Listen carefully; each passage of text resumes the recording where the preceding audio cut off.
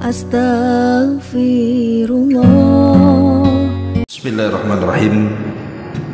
Assalamualaikum warahmatullahi wabarakatuh. Alhamdulillah wassalatu wassalamu ala Rasulillah wa ala alihi wa sahbihi wa mawalah wa la hawla wa la quwwata illa billahi wa ba'du. Kita akan membahas tentang ayat-ayat dan surah-surah pilihan di dalam Al-Quranul Karim. Secara global, Al-Quran secara keseluruhan tentu memiliki keagungan dan keistimewaan, karena memang Al-Quran adalah mukjizat terbesar dari seluruh mukjizat para nabi dan rasul, dan mukjizat yang senantiasa ada sampai hari ini, bahkan sampai mendekati kiamat. Barulah Al-Quran akan diangkat dalam satu malam, sehingga akan hilang dalam tulisan dan hilang dalam dada-dada hafalan-hafalan manusia. Tetapi di sana ada ayat-ayat dan juga surah-surah yang kalau kita amalkan atau kita renungkan pada waktu-waktu tertentu, maka keistimewaannya sangat luar biasa. Pertama, Suratun Nisa. Disebutkan dalam sebuah hadis yang dikeluarkan Imam Hakim dalam Mustadraknya, dan hadis ini ala syarti sahihaini, dari sahabat Abdullah ibn Mas'ud radhiyallahu anhu qala, dia mengatakan, inna fin nisa'i la khamsa ayatin ma yasurruni bihinna dunya wa ma fiha. Kata beliau Abdullah ibn Mas'ud radhiyallahu anhu, dia mengatakan, sesungguhnya dalam surah An-Nisa ada 5 ayat yang sangat menyenangkan diriku dibandingkan dunia dan seluruh isinya. Wa qad alimtu annal ulama'a idza marru biha ya'rifunaha. Dan sungguh aku telah mengetahui, sesungguhnya para ulama apabila mereka lewat dengan ayat-ayat yang 5 dalam surah An-Nisa itu, pasti mereka mengetahuinya. Apa 5 ayat itu? Pertama, surah An-Nisa ayat 31. Allah Subhanahu wa taala berfirman, in tajtanibu kaba'ira ma tunhauna anhu nukaffir ankum sayyi'atikum wa nudkhilkum mudkhalan karima. Jika kalian menjauhi dosa-dosa besar yang telah dilarang kepada kalian, maka kami akan gugurkan dari kalian dosa-dosa kecil kalian, dan kami akan masukkan kalian ke tempat yang mulia alias surga. Ini yang pertama. Yang kedua, surah An-Nisa ayat 40.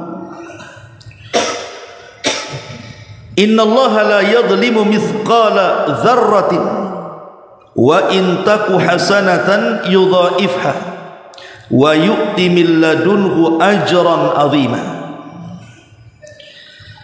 Sesungguhnya Allah Subhanahu wa taala tidak mungkin menzalimi amalan sebesar zarah sekalipun. Jika engkau mengamalkan sebuah kebaikan walaupun sebiji zarah, maka Allah akan lipat gandakan pahalanya, dan Allah akan berikan pahala yang sangat besar kepadanya. Ini yang kedua. Kemudian yang ketiga, surah An-Nisa ayat 48. Allah Subhanahu wa taala mengatakan, innallaha la yaghfiru an yushraka bihi wa yaghfiru ma duna dzalika liman yasha. Sesungguhnya Allah Subhanahu wa taala tidak akan mengampuni dosa kesyirikan, dan Allah hanya mengampuni dosa selain itu, maksudnya selain kesyirikan, bagi hamba-hambanya yang dikehendaki. Kemudian yang keempat, surah An-Nisa ayat 64. Allah Subhanahu wa taala mengatakan, walau annahum idz zalamu anfusahum ja'uka fastaghfirullaha wastaghfara lahumur rasulu lawajadullaha tawwabar rahimah.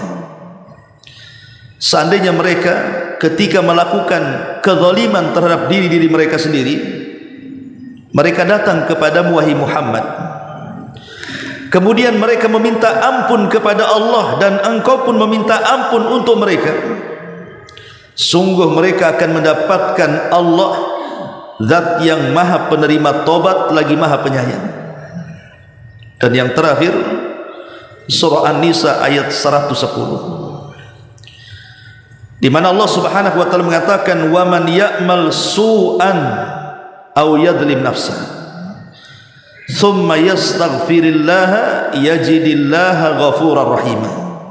Barang siapa yang melakukan amal keburukan atau mendolimi dirinya, kemudian dia meminta ampun kepada Allah, maka dia akan mendapatkan Allah maha pengampun lagi maha penyayang.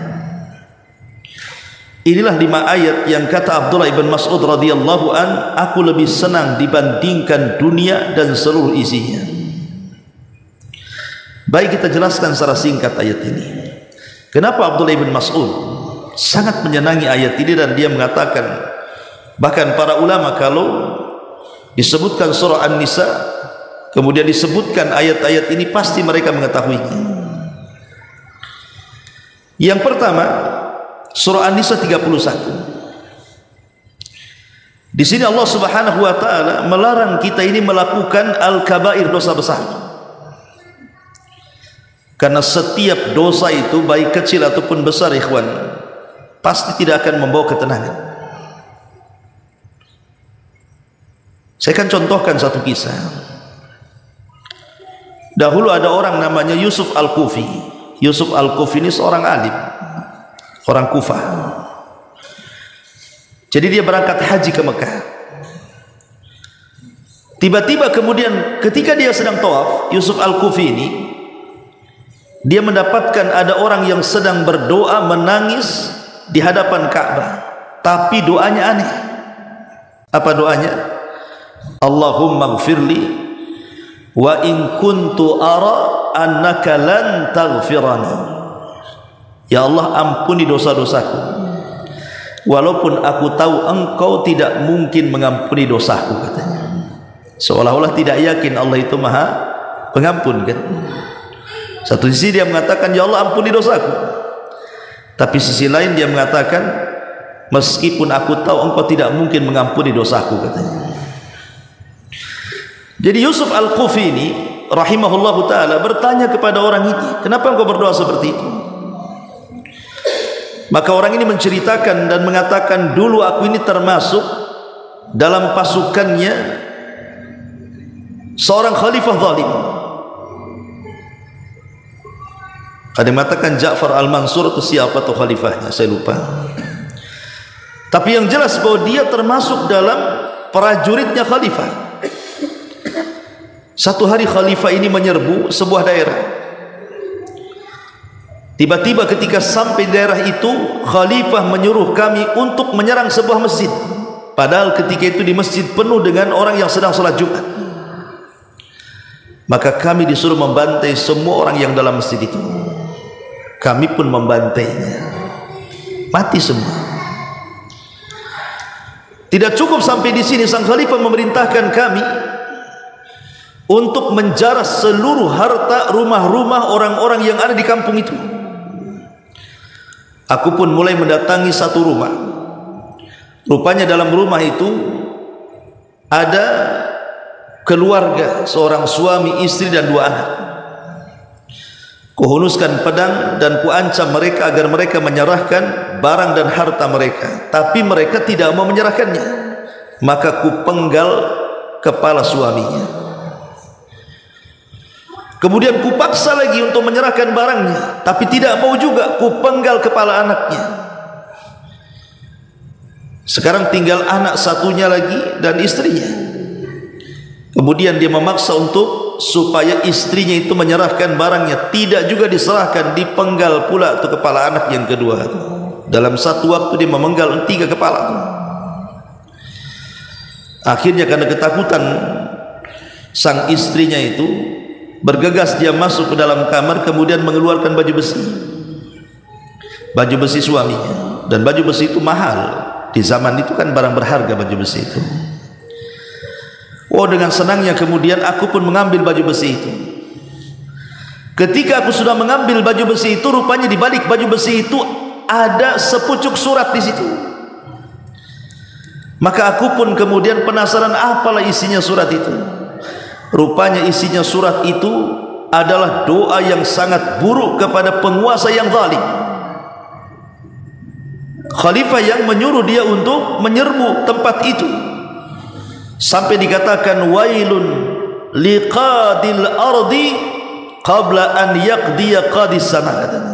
Celaka bagi qadi, maksudnya pemutus, penguasa yang ada di bumi, yang sudah memutuskan sebelum Allah putuskan sebelumnya.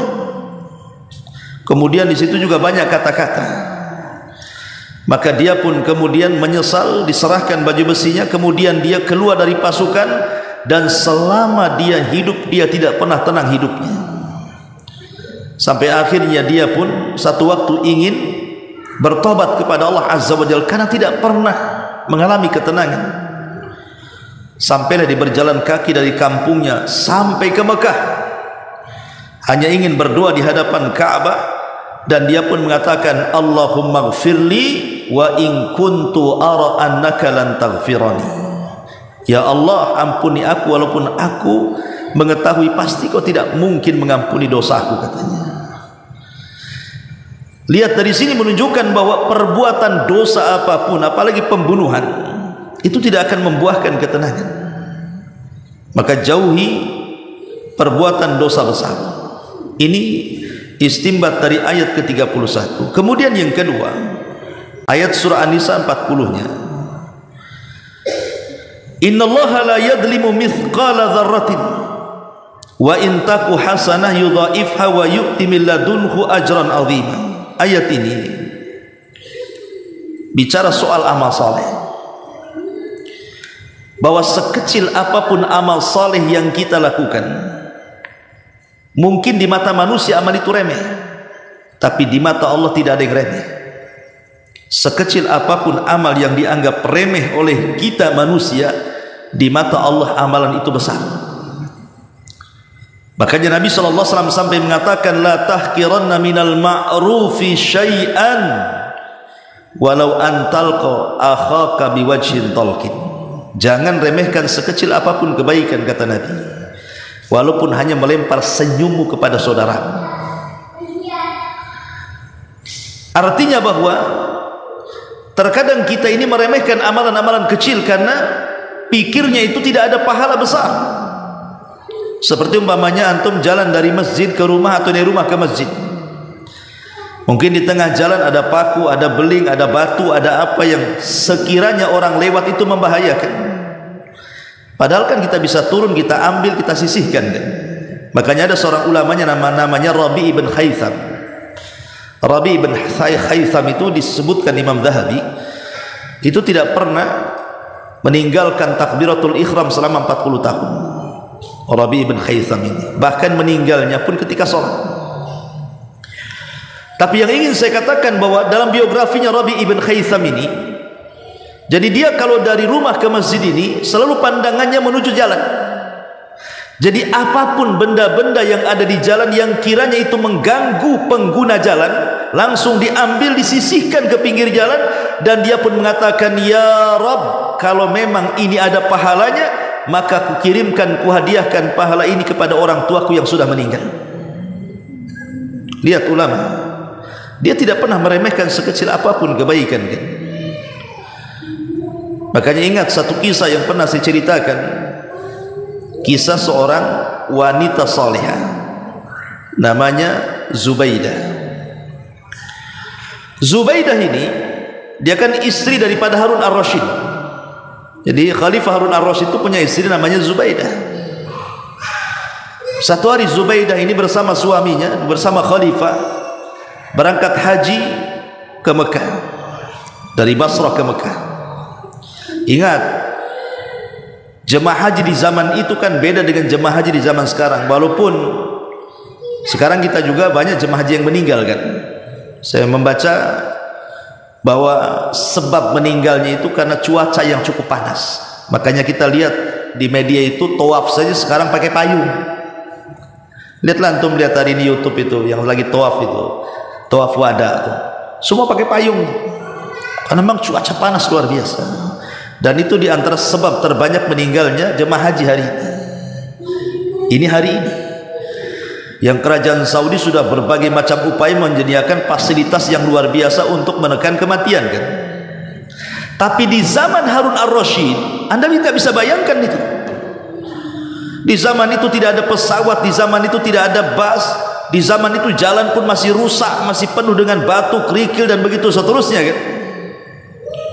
Tentu tingkat kematian lebih banyak lagi. Dan sama kematiannya karena cuaca yang ekstrim yang sangat panas, ditambah-tambah di zaman itu susah untuk mencari minum karena nggak ada air minum. Kalau sekarang kan alhamdulillah kan itu ya. Antum yang pernah umroh di mana-mana ada air Zam-Zam. Tapi di zaman itu makanya banyak jemaah haji yang meninggal karena kehausan.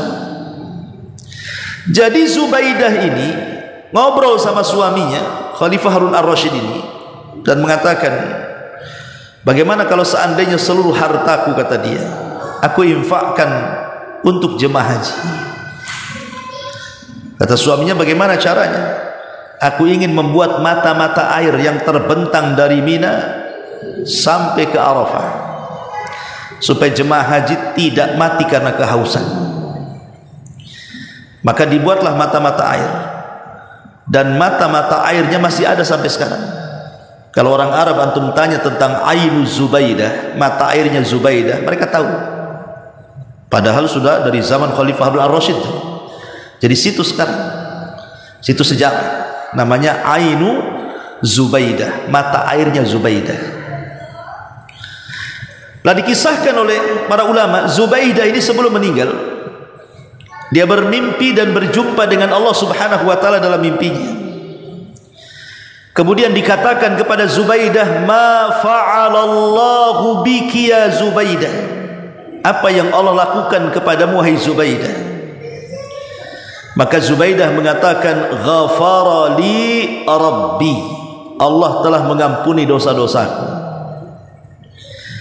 Kemudian dikatakan kepada Zubaidah, "Abi ainin amiltiha ya Zubaidah?" Apa gara-gara mata air yang kau bangun di mana-mana sehingga banyak jemaah haji yang terselamatkan jiwanya gara-gara mereka sudah tidak kehausan lagi? Apakah sebab itu Allah mengampuni dosamu? Kata Zubaidah, "Al-ainu wa mal ain." Apalah mata air itu, katanya. Coba bayangkan, apalah mata air itu? Bukan itu, katanya. Padahal dia sudah menghabiskan kalau uang sekarang ini miliaran untuk membangun mata-mata air itu. Tapi kata Zubaidah, bukan itu, katanya, yang menjadikan Allah ampuni dosa-dosaku itu. Lalu dikatakan kepada Zubaidah, apa yang menjadikan Allah mengampuni dosamu? Maka Zubaidah mengatakan, "Ghafara li Rabbi bi rak'ataini uhafidhu alaihima fi jawfin minal laili." Allah mengampuni gua gara-gara aku senantiasa menjaga 2 rakaat solat tengah malam yang aku jaga sampai kematianku. Coba perhatikan di sini. Zubaidah memiliki 2 amal soleh. Yang satu besar dan tidak bisa dilakukan kecuali orang kaya. Menyumbang miliaran untuk membuat mata air kan tidak bisa dilakukan kecuali orang yang punya uang kan, orang-orang kaya. Dan yang kedua, 2 rakaat salat, dan itu bisa dilakukan siapa saja. Tidak mesti orang kaya 2 rakaat salat itu melakukannya, orang miskin pun bisa. Tapi mana yang Allah terima dari kedua amal salat itu, coba? Rupanya Allah menerima 2 rakaat itu pula yang menjadikan Zubaidah diampuni dosanya. Terkadang amal kecil itu pula yang menjadikan jalan kita ke sorga Dan terkadang amal besar itu pula yang tidak menjadikan kita menuju jalan ke surga. Maka jangan remehkan sekecil apapun amal saleh. Kemudian An-Nisa ayat 48-nya, innallaha la yaghfiru an yushraka bihi wa yaghfiru ma duna dzalika liman yasha. Sesungguhnya Allah Subhanahu wa taala tidak akan mengampuni dosa orang yang menyekutukannya, dosa syirik. Tapi Allah akan mengampuni dosa selain itu, selain syirik, bagi orang yang dikehendakinya. Ayat ketiga An-Nisa 48 ini menjelaskan kepada kita tentang dosa yang paling besar di dunia, kesyirikan kepada Allah Azza wa Jalla. Apalagi kalau kesyirikannya itu tingkatnya sampai syirkul akbar. Kalau anda melakukan kesyirikan dan tingkatnya sampai syirkul akbar, syirik besar, pertama, kita dikeluarkan dari Islam. Yang kedua, kita dicap dengan kekafiran. Yang ketiga, digugurkan seluruh amal kita. Yang keempat, diwafatkan dengan su'ul khatimah. Yang kelima, dimasukkan ke dalam neraka. Yang keenam, dikekalkan di dalamnya. Dan yang terakhir, diazab sepedih-pedihnya di neraka. Itulah konsekuensi orang yang melakukan syirkul akbar itu. Dan hari ini syirkul akbar itu sudah menjadi kebiasaan masyarakat Islam. Orang datang ke dukun, percaya kepada tangkal, percaya kepada jimat, percaya kepada keleni, khurafat, datang ke kuburan, meminta-minta, dan begitu seterusnya. Yang melakukan bukan orang-orang di luar Islam, justru orang yang setiap hari selepas sholat mengucapkan kalimat la ilaha illallah, kadang-kadang 100 kali dia ucapkan, tapi tidak paham maknanya. Dia mengucapkan la ilaha illallah, sisi lain dia datang ke kuburan meminta-minta pula di situ atas nama ziarah para wali. Ma'asyiral muslimin yang dimuliakan Allah Azza wa Jalla. Maka di sini Allah Subhanahu wa taala ingin mengancam kepada siapapun pelaku dosa kesyirikan. Jangan lagi cerita dosa syirik besar, ikhwan. Syirik kecil saja itu dosanya jauh lebih besar dibandingkan dosa-dosa besar.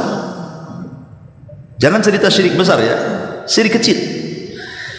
Kalau kita terjerumus kepada syirik kecil, itu dosa syirik kecil itu lebih besar dibandingkan dosa membunuh, dibandingkan dosa berzina, dibandingkan dosa riba, dibandingkan dosa dusta, dan yang semacamnya dari dosa-dosa besar.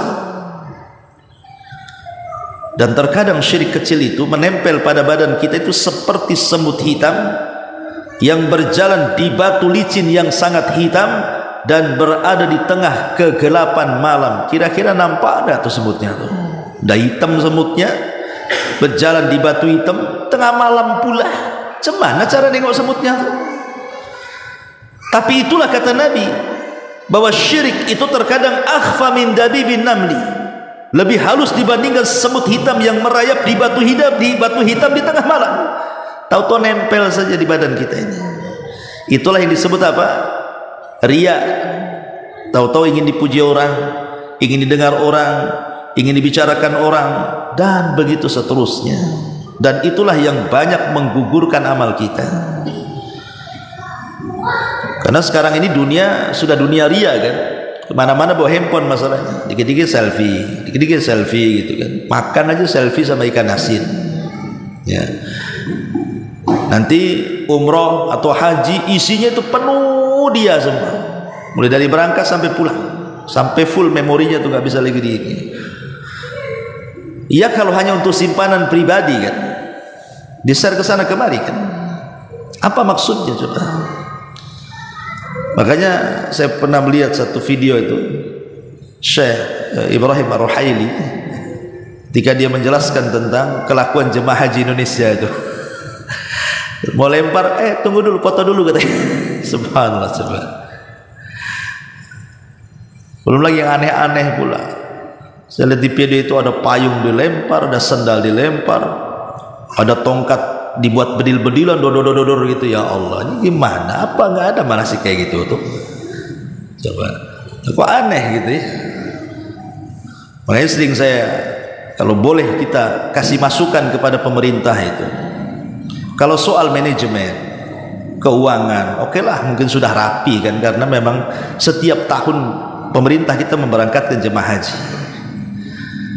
Tapi yang kurang oleh pemerintah kita ini soal ilmu manasik. Kadang-kadang orang jemaah haji itu kurang ilmu, sehingga aneh-aneh kelakuannya di sana kan begitu. Ya walaupun kita berharap bahwa mereka sudah menghabiskan biaya, tenaga, waktu dan begitu seterusnya, berharap supaya mereka hajinya mabrur, sehingga mendapatkan balasan al-hajjul mabrur laisa lahul jaza illal jannah. Haji yang baik tidak ada balasan kecuali surga, pulang seperti anak yang baru dilahirkan, tidak punya dosa. Taib ma'asyiral muslimin yang dimuliakan Allah Azza wa Jalla. Jadi ayat An-Nisa 46 ini bicara soal dosa yang paling besar, dosa kesyirikan. Kemudian yang An-Nisa ayat 64-nya bicara soal luasnya rahmat Allah. Karena di sini di ujung ayat Allah Subhanahu wa taala mengatakan la wajadullaha tawwaba rahima. Kalau mereka meminta ampun kepada Allah, maka mereka akan mendapatkan Allah itu zat yang maha pengampun lagi maha penyayang. Menunjukkan apa? Ampunan Allah itu luas. Walaupun dosa kita ini sampai membumbung ke langit, anggaplah kita terjerumus kepada dosa yang paling besar, apa? Kesyirikan. Anggaplah kita melakukan kesyirikan. Tapi kalau kita bertobat dari kesyirikan, sebelum meninggal datang kepada Allah meminta agar dosa-dosa diampuni, maka tidak ada dosa yang tidak akan diampuni. Semua dosa diampuni. Kata Abu Hurairah, maukah kutunjukkan kepada kalian seorang laki-laki yang tidak pernah sujud walaupun satu kali, tapi mati masuk surga paling tinggi gitu. Sahabat heran, mana ada. Abu Hurairah, yang benar aja kau ngomong katanya. Mana ada orang yang tidak pernah sujud, sekali mati masuk surga pula, surganya paling tinggi pula. Kata Abu Hurairah, ada. Kemudian Abu Hurairah menyebut satu nama seorang sahabat Nabi SAW, namanya Usairim. Usairim, kata Abu Hurairah. Ada apa dengan Usairim ini? Jadi ketika Mus'ab ibn Umair radhiyallahu an, utusan delegasi dakwah Rasul, disuruh oleh Rasul untuk berdakwah ke Madinah, dua pembesar Madinah, Khazraj dan Aus itu, Sa'd bin Ubadah dan Sa'd bin Rabi, dua-duanya masuk Islam. La Sa'd bin Rabi ini untuk Sa'd bin Mu'adz, penguasa Aus. Ketika dia sudah masuk Islam, dia mengancam rakyatnya dan mengatakan kepada suku Aus, kalian harus masuk Islam, kalau tidak jangan satu atap denganku. Subhanallah, dakwahnya Sa'd ini berhasil, satu kampung masuk Islam, satu Aus masuk Islam. Makanya ketika meninggalnya Sa'd ini, apa kata Rasul? Harus Allah bergegar, 70.000 malaikat turun menemani jenazahnya. Lah Sa'd ini berhasil mengislamkan seluruh kabilah Aus kecuali satu orang tak mau masuk Islam, namanya Usairim. Nah, kisahnya di sini. Ketika perang Uhud, kan kabilah Aus ini hampir semua terlibat dalam peperangan itu, di belakang tentara Nabi SAW. Karena Uhud ini Nabi yang mimpin langsung walaupun terjadi kekalahan. Jadi Usairim ini ingin terlibat perang, bukan karena dia Islam, dia masih musyrik, tapi kan namanya orang Arab itu kan fanatik, kabilah itu kan kuat ya, qabili. Jadi ketika kabilahnya berperang, dia ingin ikut membela kabilahnya, bukan karena masuk Islam, dia kan masih musyrik gitu ya. Ketika Rasul melihat Usairim dalam barisan perang, dipanggil sama Rasul, ngapain kau ikut perang? Gitu. Dia mengatakan, aku ingin membela saudara-saudaraku, katanya. Oh, tidak bisa, kata Nabi. Kau tidak bisa perang, kau masih musyrik. Tapi Usairim nekat dan mengatakan, tidak, saya ingin perang. Kata Rasul, tidak boleh. Maka Usairim mengatakan, kalau begitu, apa syaratnya agar aku bisa masuk perang? Kata Rasul, ucapkan kalimat asyhadu an la ilaha illallah wa anni rasulullah. Katakan bahwa tidak ada sembahan yang berhak disembah kecuali Allah dan aku adalah utusan Allah. Baru boleh kau masuk dalam peperangan itu. Karena dia ingin membela kabilahnya, akhirnya dia pun mengucapkan dua kalimat syahadat itu. Masuk dalam peperangan, dia pun mati syahid di situ. Kata Rasul, aku melihat Usairim di sorga. Kata Abu Hurairah, itulah orang yang tidak pernah sujud satu kali, sekali meninggal langsung masuk sorga. Itulah Usairim gitu. Ya, kan enak tuh. Seumur hidup dia melakukan dosa gitu ya. Masuk Islam, mati syahid, langsung masuk sorga. Sama dengan tukang sihirnya Fir'aun. Pagi menjadi tukang sihir yang jahat, di sore hari mereka menjadi para syuhada yang baik. Artinya bahwa rahmat Allah itu luas. Sebesar apapun dosa kita, kalau kita menghadap kepada Allah minta ampun itu pasti diampuni, itu maksudnya. Ini surah An-Nisa yang keempat 64. Kemudian yang terakhir yang An-Nisa 110-nya, wa man ya'mal su'an aw yadlim nafsahu thumma yastaghfirillaha yajidillaha ghafurar rahim. Pada surah An-Nisa ayat 10 ini menganjurkan kepada kita untuk memperbanyak istighfar. Kalau kita melakukan dosa, sekecil apapun atau sebesar apapun dosa, segera istighfar. Karena istighfar itu i'lanu taubah, kita mengiklankan taubat. Dan mana istighfar itu, ya Allah, tutupilah aibku di dunia dan jangan kau azab perbuatan dosaku di dunia kelak di akhirat. Itulah mana istighfar. Intinya bahwa kalau kita globalkan nih 5 ayat ini, pertama tentu bicara soal tauhid, dan tauhid itu miftahul jannah, dia kunci daripada sorga, dan sorga itu kenikmatannya tidak bisa dilihat mata, didengar telinga, terlintas di otak manusia pun tidak bisa. Lah ketika tauhid itu kunci sorga, syirik pula menjadi kunci neraka. Lah tidak mungkin orang masuk ke dalam sorga kecuali apa? Kecuali mentauhidkan Allah dan tidak menyekutukan Allah, kemudian memperbanyak amal saleh. Dan sekecil apapun amal saleh jangan pernah diremehkan. Ingat ikhwan, sekaya apapun manusia di dunia ini, dunia pasti akan meninggalkannya, atau kita yang akan meninggalkan dunia. Cuman 2 dunia itu, ima dunia meninggalkan kita atau kita yang meninggalkan dunia. Lihat kita, di mata kita bagaimana tragedi tsunami Aceh, gempa Lombok, gempa Jogja, dan musibah-musibah lainnya di negeri kita itu.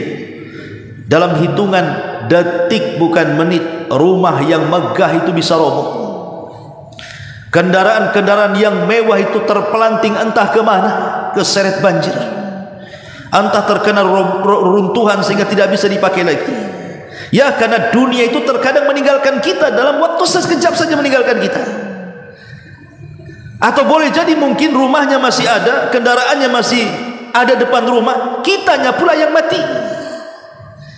Berarti kita yang meninggalkan dunia kan? Artinya bahwa dunia bisa meninggalkan kita atau kita meninggalkan dunia, tapi amal soleh tidak akan pernah meninggalkan pelakunya. Amal soleh itu pasti akan dibawa mati.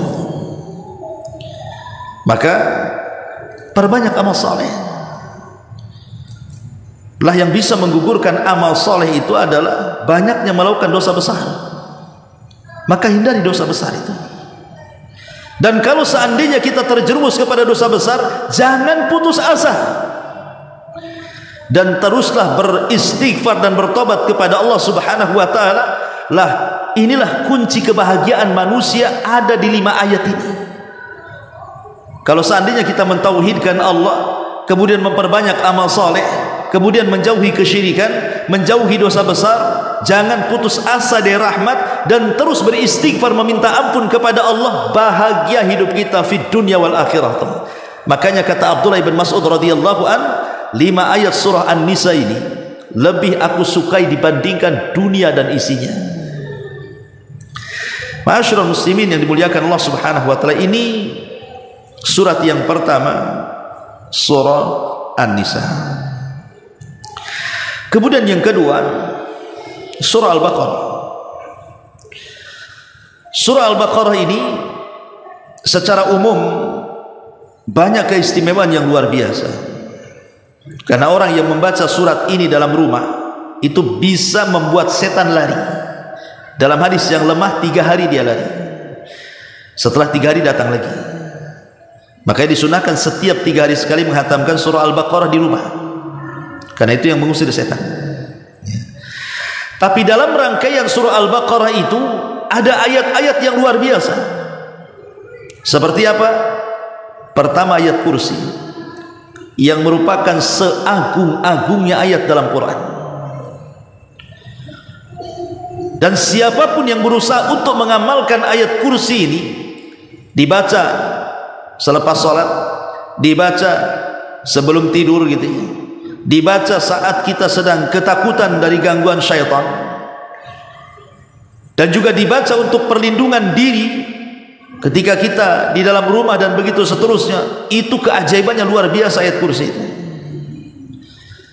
Maka disebutkan dalam sebuah hadis, Nabi SAW bersabda tentang ayat kursi ini,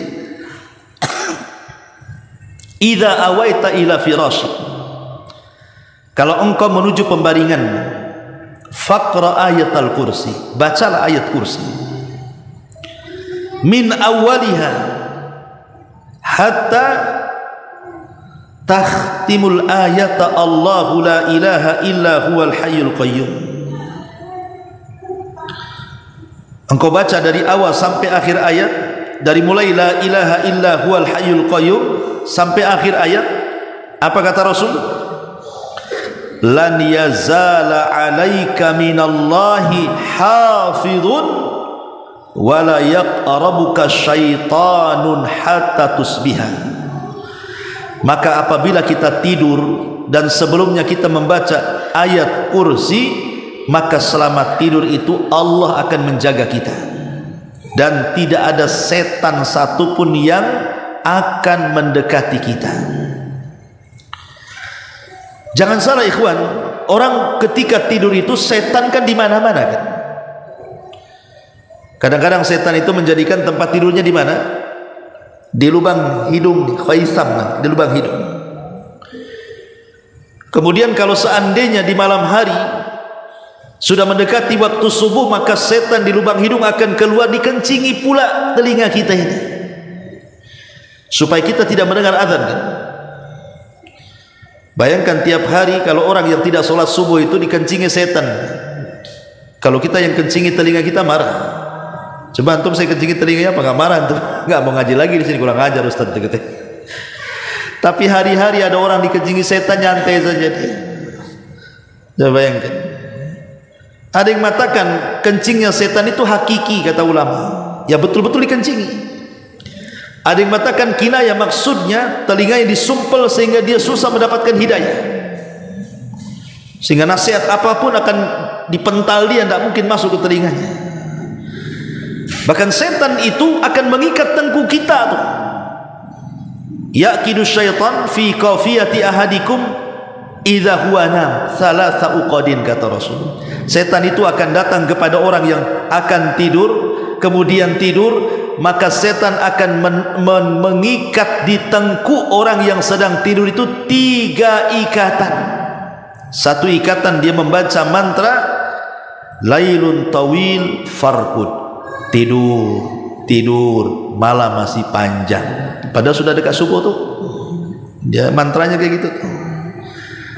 Kemudian diikat lagi satu ikatan, mantranya sama, lailatun tawilah farqud, malam masih panjang, tidur saja, padahal sudah qomat subuh tuh. Kemudian setan diikat lagi itu, tetap saja setan mengatakan lailatun tawilah farqud, malam masih panjang, padahal sudah jam 9 tuh. Setan. Makanya kata Nabi SAW, kalau dia terbangun sebelum subuh, kemudian dia membaca alhamdulillahilladzi ba'dama amatana wa ilaihin nusyur, berzikir kepada Allah, maka hilang satu ikatan. Kalau dia berwudu, hilang 2 ikatan. Kalau dia salat, hilang 3 ikatan, dan menjadi orang yang paling bahagia di pagi hari. Hidupnya akan tertata rapi, dia tahu kemana harus melangkah, dan dia menjadi orang yang paling semangat dalam hidupnya. Tapi kalau seandainya ikatan itu tidak terlepas sama sekali, maka akan banyak masalah yang datang kepadanya yang dia tidak tahu masalah itu datang dari mana. Tahu-tahu banyak masalah saja. Makanya kenapa kemudian kita meminta kepada Allah itu dengan membaca ayat kursi supaya jangan tidur kita diganggu, entah lewat mimpi-mimpi buruk, kan kita tidak tahu. Karena mimpi buruk itu dari setan kan itu. Ya, jangankan mimpi buruk yang serem-serem, melakukan hubungan suami istri dalam mimpi saja dari setan. Pamannya antum mimpi berhubungan intim, tapi bukan dengan istri, kan tidak mungkin. Biasanya kalau dimimpikan mimpi berhubungan dalam tidur itu pasti dengan istri tetangga tuh. Bukan istrinya kan? Itu pengalaman tuh yang ketawa tuh. Gitu. Itu dari setan itu. Makanya tidak ada satupun nabi yang mimpi basah. Tidak ada. Tidak ada satupun nabi yang mimpi basah. Kenapa? Karena mimpi basah itu dari setan. Kalau kita mimpi basah kemudian terbangun langsung ta'awud 3 kali, ludah ke kiri 3 kali, itu dari setan. Ya. Makanya kenapa ayat kursi ini kalau dibaca, kata Nabi SAW, barang siapa yang membaca ayat kursi ini sebelum tidur, kata Nabi SAW, lan yazala alaika minallahi hafidhun wa la yaqrabuka syaitanun hatta tusbiha. Setan akan menjaga dia, Allah akan menjaga dia dan setan tidak mungkin mendekatinya sampai datang waktu subuh. Bahkan lebih ajaib daripada itu, kalau antum dawamkan baca ayat kursi setelah sholat, maka itu luar biasa keutamaannya. Kata Nabi SAW, man qara'a ayatal kursi dubura kulli salatin maktubatin lam yamna'hu min dukhulil jannati illal mautu. Siapa yang membaca ayat kursi setiap selesai sholat wajib, jadikan itu wirid kita selepas sholat wajib, maka tidak ada yang bisa mencegah dia masuk surga kecuali kematian. Arti antara kita dengan surga itu terhalang kematian. Kalau mati masuk surga, itu maksudnya. Ini kan luar biasa, mendawamkan ayat kursi setiap selepas sholat itu. Sampai Rasul mengatakan lam yamna'hu min duhulil jannati ilal maut, tidak ada yang mencegah dia masuk surga kecuali kematian. Luar biasa gitu. Bahkan lebih daripada itu, ayat kursi bisa dijadikan untuk ruqyah juga. Ya, untuk ruqyah kita bacakan kepada saudara kita, anak kita yang sedang kesurupan. Baca ayat kursi. Ya. Kemudian juga di dalam surah Al-Baqarah juga yang kedua ada namanya akhir khawatim suratil Baqarah. Ada ayat-ayat akhir-akhir daripada surah Al-Baqarah. Amanar Rasul bima unzila ilaihi, itu amanah, dimulai dari amanah Rasul itu namanya surah khawatim suratul Baqarah namanya. Dan khawatim suratul Al-Baqarah ini diturunkan kepada Nabi SAW bersamaan dengan syariat salat. Jadi ketika Rasul Isra Mi'raj dipanggil oleh Allah ke Sidratil Muntaha, maka Rasul mendapatkan 2 syariat. Pertama, perintah salat dari 50 waktu menjadi 5 waktu, dan yang kedua khawatim suratil Baqarah, akhir-akhir daripada surah Al-Baqarah itu, amanar Rasul bima unzila itu. Apa keutamaannya 2 ayat akhir daripada surah Al-Baqarah ini? Pertama, kifayatun lil muslim fi lailati, bisa menjaga seorang muslim di malam hari. Kata Nabi SAW, man qara'al ayataini min akhiri suratil Baqarati fi lailihi kafatahu. Ya. Barang siapa yang membaca 2 ayat di akhir surah Al-Baqarah di malam hari, maka Allah akan mencukupkan kepadanya. Sebagian ahli hadis ketika memberikan syarah dalam kalimat kafatahu, maksudnya kafatahu min kulli makruh, dia akan dijauhkan dari setiap hal-hal yang buruk yang datang kepadanya. Jadi malam itu terjaga, betul-betul dijaga oleh Allah Subhanahu wa ta'ala. Yang kedua, bahwa 2 ayat akhir daripada surah Al-Baqarah ini,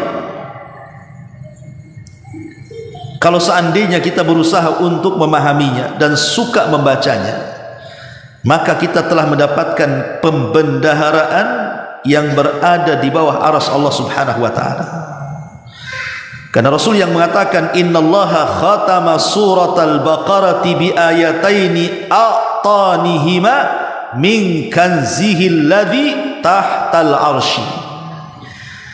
Sungguhnya Allah mengakhiri surah Al-Baqarah dengan dua ayat yang Allah berikan keduanya kepada Rasul, yang keduanya merupakan pembendaharaan yang terletak di bawah arsy Allah Subhanahu wa taala.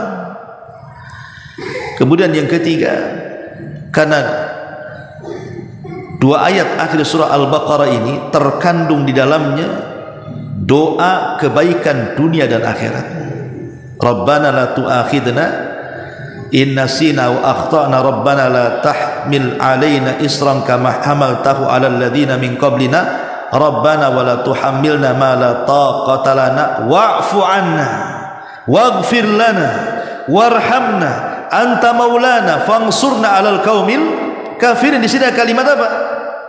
Fa'fu anna wa'fu anna waghfir lana, maafkan aku, ampuni dosaku. Ada doa terkandung kebaikan dunia dan akhirat gitu. Ma'asyiral muslimin yang dimuliakan Allah Subhanahu wa taala. Dan tidaklah kita membaca akhir daripada surah Al-Baqarah setelah itu kita berdoa kecuali doa-doa kita akan mustajab.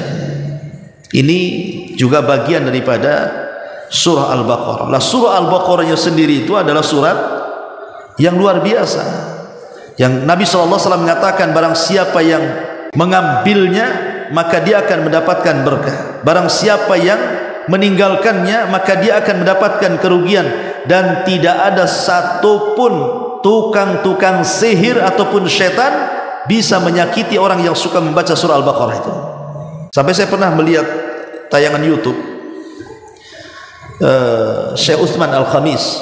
Jadi Syekh Utsman Al-Khamis itu bercerita, ya dia pun ceritanya dari muridnya juga, tentang ada orang yang hendak menyihir seorang wanita karena tidak sukanya, dia pengen menyihir wanita itu. Datang dia ke dukun yang paling sakti, kata beliau ini. Setelah kemudian deal-dealan harga, cocok kan gitu. Akhirnya mulailah dia melakukan praktik perdukunan, tapi tidak mempan. Wanita itu tidak bisa disihir. Akhirnya dengan malu-malu dukun ini mengatakan, aku tidak sanggup, aku kembalikan danamu ini. Tapi aku punya guru katanya. Dia lebih sakti lagi. Ini dukun sana masih jujur, dukun di Timur Tengah masih jujur. Kalau tidak sanggup dikasihkan kawannya. Kalau dukun Batam ini nggak akan dikasihkan kawannya. Bisa pak, bisa, semua bisa. Kalau nggak berhasil kabur dia, bawa duitnya, penipu. Akhirnya datanglah ke dukun yang kedua, disihir lagi dengan harga yang fantastis, lebih mahal lagi, tidak mempan lagi, malu dia.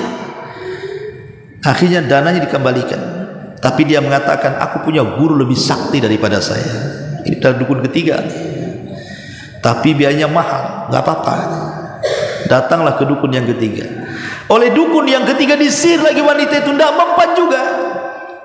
Barulah dukun yang ketiga yang katanya paling sakti itu, dia menceritakan kenapa wanita itu tidak bisa disihir. Dia menceritakan rahasianya, karena wanita itu setiap malam membaca surah Al-Baqarah katanya. Dia tidak bisa disihir. Kisah ini saya dapatkan dari Syekh Al-Utsman Al-Khamis hafizahullah ta'ala, dan dia pun mendengar dari muridnya begitu ya. Tapi walaupun tidak ada kisah seperti ini, kisah nyata seperti ini, kita yakin bahwa surah Al-Baqarah itu adalah surah yang sangat agung sekali, yang Nabi SAW katakan yang mengambilnya dapat berkah, yang meninggalkannya kerugian, dan tidak ada satupun setan dan tukang sihir mampu mendekati para pembacanya. Kita tutup dengan kafaratul majlis. Subhanakallahumma bihamdika asyhadu an la ilaha illa anta astaghfiruka wa atubu ilaik. Allahu ta'ala alam. Assalamualaikum warahmatullahi wabarakatuh.